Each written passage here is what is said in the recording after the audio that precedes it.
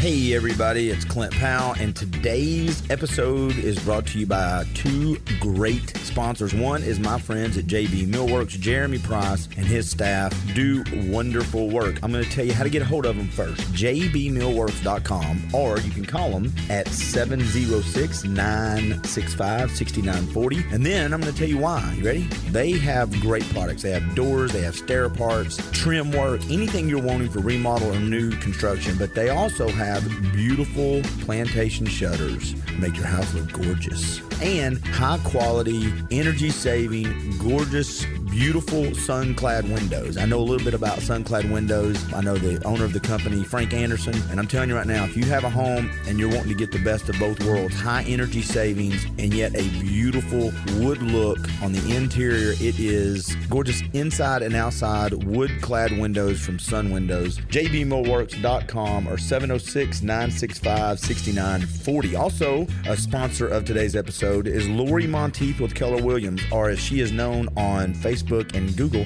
Team Monteith. Lori started in the real estate industry back when everybody was getting out of it with the great economic downturn. She made the most of it. She pulled through. She does business the right way. And in a world where there's all these multiple offers, houses are not staying on the market long, you're wanting to move or you're wanting to sell, you need someone who has a track record of getting things done. Find out more about her. Team Monteith is on Facebook. You can also Google Lori Monteith, but you can call them at 315-0042, 423-315-0042, or you can find out more at findchattanoogarealestate.com. Enjoy today's episode. Hey folks, Clint Powell here. This is During the Break. Let's do this.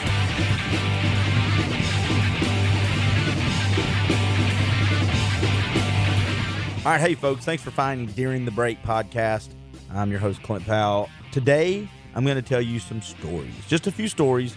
Normally, I'll have a short topic where I just kind of rant or get something off my chest, or I'll have a good conversation. But today, I'm going to talk to you about stories about sales and a little bit of personal discovery. Here we go. Story number one, and these stories, a little bit of to qualify what I'm about to do.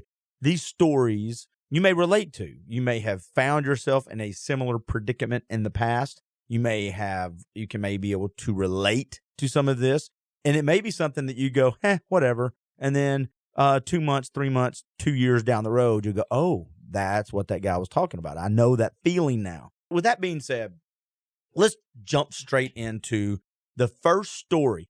I got a job at WGOW Talk Radio back in the mid-'90s. I owned my own commercial cleaning company at a young age, had done decently well at it, got married, and when I got married, I had an instant family with a 7-year-old, and working third shift, even managing people working third shift, cleaning 25, 30 businesses in a week's time, depending on what night it was, just became cumbersome. Plus, I was working another part-time job to pay for other stuff that you inherit when you, of course, have a family. And so I decided to get another job. I heard an ad on a talk radio station here in Chattanooga. I loved the station, big consumer of the product, so I applied. Went through the interview process, which may be good for another podcast another day. Anyway, went through the interview process and was lucky enough to get the job. Once I realized, went through the training and realized what the job entailed, I really kind of knew up front I was going to excel at that. I enjoyed it. It fit my skill set. Back in those days, companies actually gave a pretty good amount of support to the salespeople, so it allowed them the freedom to go do the work that they like to do. A lot of salespeople, especially commission salespeople, are horse soldiers, right? They like to be out. And back in the day, when companies kind of realized that, yeah, it was investment on the support side, but it was also allowing people to go do what they're good at. Usually people who want to be in support excel in it, right? Makes them happy. They're a huge part of the team.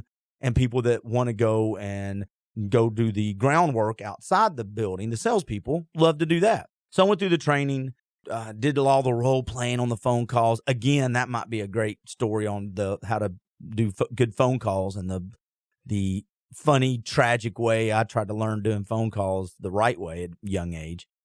But so I went through all this, and I got handed a few accounts that had some history with the station, so there was not really cold calls there. It was more they were handing me people who were going to be patient with me, help me learn, again, my learning curve on the sales end was relatively high, and I picked up on it pretty quick. So I get this first call in, right? The first, hey, this person called in, this company called in, and they want to be on this station. And I'm like, awesome. And they hand it to me. So I set the appointment. This is kind of the part of the story where you as a salesperson may be able to relate, especially if you can think back to when you first started and you got those first few calls and your feelings. Sometimes it's good for us to try to go back in time and remember how things make us feel. So I set the appointment. I have my questions. I've been learning to do my tell me, right? Ask the right questions, and I actually have a page of them printed out. Later on, that would evolve just a conversation, right? We didn't know that the questions are simply meant to teach us how to have a conversation with intentionality behind it, with a little bit of purpose. So anyway, I have some history on the company that called in. I'm dressed. I smell good. I've got my breath mints in. I'm all jazzed. I go to the meeting, shake the guy's hand, and I know I'm nervous, and I don't know why. Like I said, I was an entrepreneur. I had built a small company, or been my partner and I had, and I didn't understand why I'm so nervous on this call. All I'm doing is talking, and I was decently good at that, and got to listen, decently good at that. I have a great product, but you and I both know human emotions and feelings, and the fight or flight response does not always make sense. So I get to the meeting, I shake his hand, we sit down, he's behind this giant desk, and it's a travel company here in this area. And immediately he can tell that I am nervous. Immediately, there's zero leverage on my end as far as establishing credibility. Somewhere between the front door and my butt hitting that chair, I had lost some sense of I have a right to be here, other than the fact that he called, right? I don't know. I didn't know what it was at the time. So he starts talking. And again, I skipped over any rapport. I skipped over anything. I went straight into the questions, right? I've got question number 1, question number 2, question number 3, and I'm writing answers down. I'm not even listening if there's a place to maybe go off on a squirrel conversation that will give me more background, establish that rapport. I'm only listening so I can ask the next question. Its nerves have now won out and taken over. And so I'm sitting there, and the gentleman that I'm talking to, I look up and I ask a question, can't remember what the question was, and he turns his back on me and he starts flipping through some paperwork on the desk. He's got a small a rectangle desk behind him to hold extra, flow paper and his stapler and all that stuff. And he's the boss, so he's got desk and file folders everywhere. Well, he turns around and I thought he was getting something, but no, that's just how we're going to have the conversation now. I'm going to talk to his back, apparently. So I asked the question, and he mumbles a very short answer, like a, 5-word answer. I write it down, and I ask the next question, and finally he turns around and he looks at me and he goes, "Hey, they've been running an ad for wanting help as salespeople. Are you one of the guys that responded to that ad? Did they hire you off the radio?"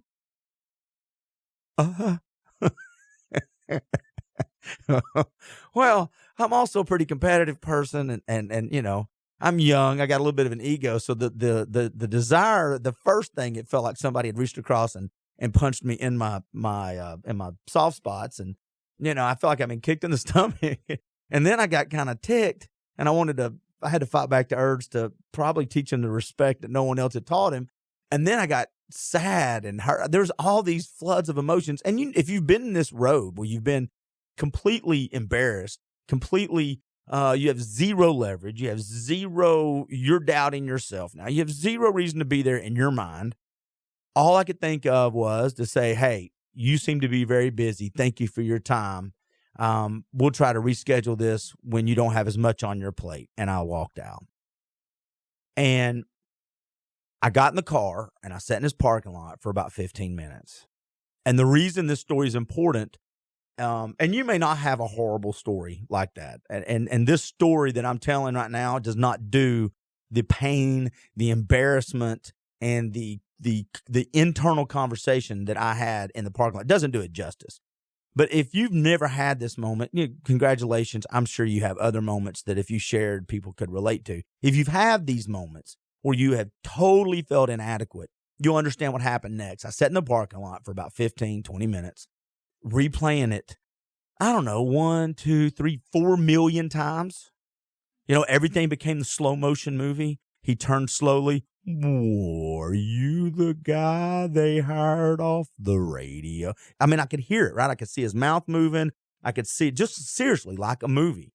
I could feel the sweat, and I'm Irish, so my ears turned bright red, between one ear was embarrassment, the other ear was anger. I just replayed it, and I replayed it, and I had my hands on the wheel, and I kept thinking, all right, I'm 3 months into this or 2 months into this, and so far I've not had really any challenges, and that's it. I'm quitting. I mean, I apparently have misrepresented the product. I've misrepresented myself. I'm not near as talented as I wanted to be, as people had been telling me that I had the potential to be. I'm a screw up. So I get in the car. I've had my 20-minute, 15-minute rehashing of the rewind. I've had those moments. So I'm just going to go back and turn in my notice, and I'll go back and start my little commercial cleaning business, or go take my part-time job because I used to run gyms. I'll go do that again, right? So I'm driving. I've got about a 10-minute drive back to the office, and somewhere in the drive, the embarrassment side of it faded, and the pissed off side came out, and the competitor side came out. And I thought to myself, that guy is an asshat. That's one of the problems. Now, am I on my game? What little game I had? No, probably not.